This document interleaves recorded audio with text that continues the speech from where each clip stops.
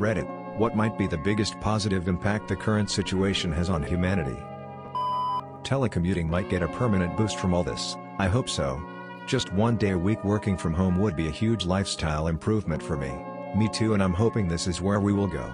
A national trend to work from home on Fridays would be absolutely amazing. National trend of work from home on Saturdays and Sundays approved. My prediction is something like, forced 1 to 2 days remote on a schedule, so make office space more efficient. A common complaint before the virus was the world is just moving too quickly. Both parents working, so many extracurricular and sports that families never spent a lot of time together. Meals were quick and bought on the fly between appointments and activities. Now, a lot of families are spending more quality time together. They have time to make meals together. Well, as a flip side, the toxic families are now forced to be together, and kids of toxic parents don't have school as a safe space any longer. It's unfortunate. Okay, but why is everyone acting like it's only now unacceptable to be toxic or abusive? It's always been damaging, and the sooner we have more help for these people the better, quarantined or not. It's always been unacceptable, but now these people literally don't even have the option of escaping it for 8 hours a day and are basically left with almost zero options for reporting the behavior and escaping it permanently. And even people who have healthy relationships with their families are finding it hard. We weren't meant to be around the same people 24/7. My husband is working from home and I've been dealing with our daughter. Thank goodness for FaceTime so she can chat with her friend in the evening. She had no one, and I'm suffering from depression and anxiety, so this lockdown has been extremely challenging. In some ways it's given me a push to do more, but in other ways when I have to say to my daughter, "Mom, I can't deal with any of this right now, I'm sorry, I have to be alone because I'm going to have a panic attack from being around people for too long," it's not fair for her. Maybe an increase in work from home wherever possible? Companies may realize that WFH isn't that bad after all, and could save them some real estate investment. And after seeing the environmental impact and reduction in traffic, there may be some governments which may impose lesser taxes on companies which are primarily WFH based. Specifically some countries like India, where many parts of the country has seen immensely reduced pollution since most of the pollution was due to daily commute. Last year this time 14 out of 20 most populated cities in the world were in India, now it's only 220. Someone has to make a note of this and act on it. And if it does happen, people can get to spend a lot more time with their families. I am hoping we will all show a little more respect to the grocery store clerks and the burger flippers who we say don't deserve this wages. They are carrying society on their shoulders right now. Delivery drivers, food, Amazon etc., UPS, FedEx, and USPS, me, too. We have Christmas levels of packages on a daily basis right now. And thanks. Damn, I honestly think you guys have it worse than anyone else working. I appreciate you. Odd. I've been told by people working in the USPS that they actually have less mail to deliver because businesses aren't open. A shift on who is actually essential to society. Lots of self-reflection from people who thought they were more needed and important than they actually are. The realization that lots of things we thought were obligatory burdens, morning traffic, long commutes in order to reach your workplace, crippled internet connections, etc., are actually quite manageable without that much hassle. The question is, will we fight to keep these positive impacts? I think with regards to who is important, it depends what's happening at any point in time. That's not to say that healthcare workers aren't important, more that in society most people are important in some way. For example, you mentioned internet connections, and without telecommunications and network engineers keeping the internet and mobile networks going, a lot more people would be completely isolated or worse forced to go out and spread the infection further because online deliveries wouldn't necessarily be possible. And that's before we get to entertainment such as video streaming and gaming. But even beyond the people providing the services, I wouldn't have a car without automakers, I wouldn't have a house without a bank to provide the mortgage or a solicitor to do all of the paperwork. And you might find even though bankers are an easy target, without them a lot of people simply wouldn't have jobs because a lot of companies are owned by pension funds who provide the investment. I'm not saying it's fair that bankers get paid X while nurses get paid Y, but I am saying that what is essential just depends on what's going on at the time. While I'm paying into my pension fund, those bankers who are growing it are fairly essential to me for when it comes time to retire. I think this will be a watershed moment when it comes to home working. Something like this proves that people can work from home and get things done, which on the whole saves a lot of time and money, not to mention any environmental impacts of less journeys. There's also a lot more home-cooked meals and people creating things from raw ingredients. I hope this continues as well. I'm a better parent right now for sure. I've decided to not go back to my current job. When I see my children thriving from more time with me, it tells me everything I need to know.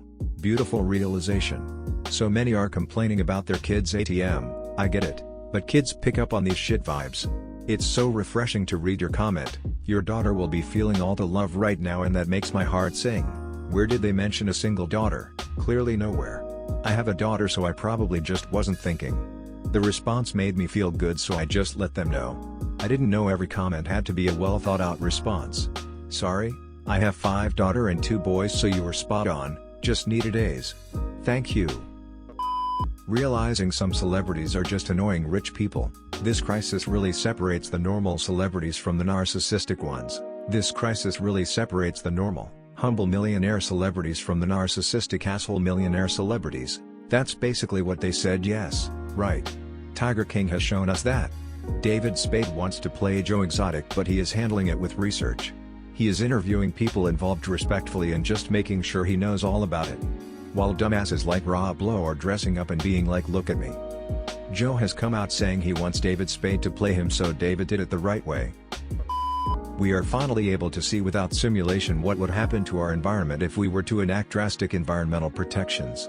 Not only does this help discredit belief that climate change is unrelated to human activity, but scientists are studying the situation to see what is and isn't effective about our current situation.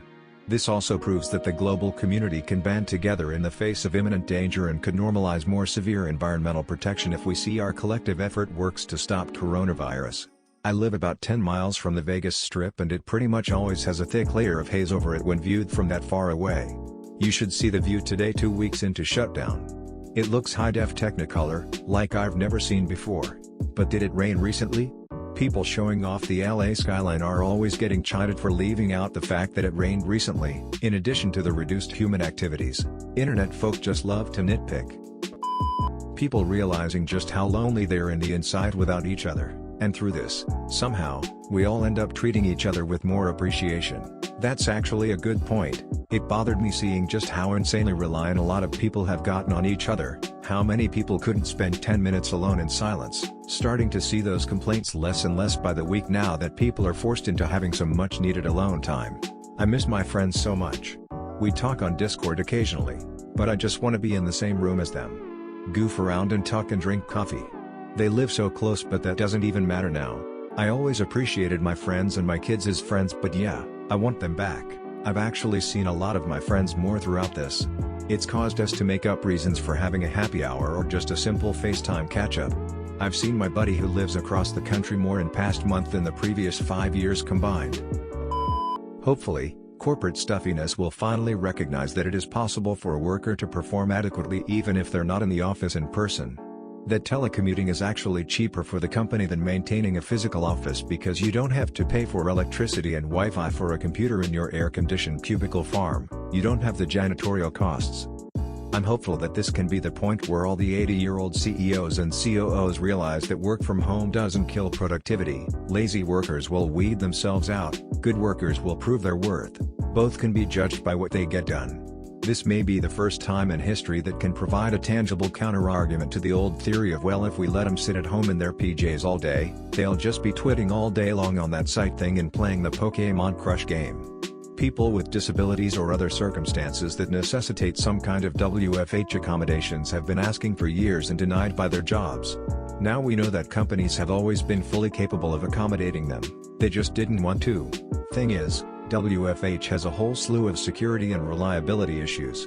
Digital technology, especially consumer-grade stuff, is inherently unreliable, and you need that physical presence because, well, an office can't rely on 100 individual Wi-Fi networks or 100 different home office systems to function seamlessly. Also, a lot of us are realizing that going to work and being social with our coworkers was a lot more vital to our sanity than we previously thought. Pollution is down the highest it's been in years, ecosystems are returning back to normal and animals are adapting back to their normal habitats. Even in the worst of things, the good can come out of it. But is it going to last? Sources say we're going to go straight back to our filthy polluting ways as soon as we're free, and it will take a year, tops, for it to go back to normal. And there will likely be no long-lasting change at all.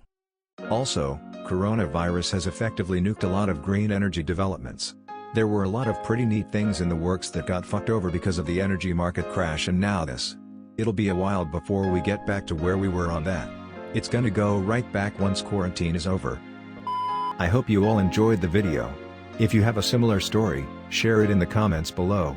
Be sure to like and subscribe for more. Have a great day, or night.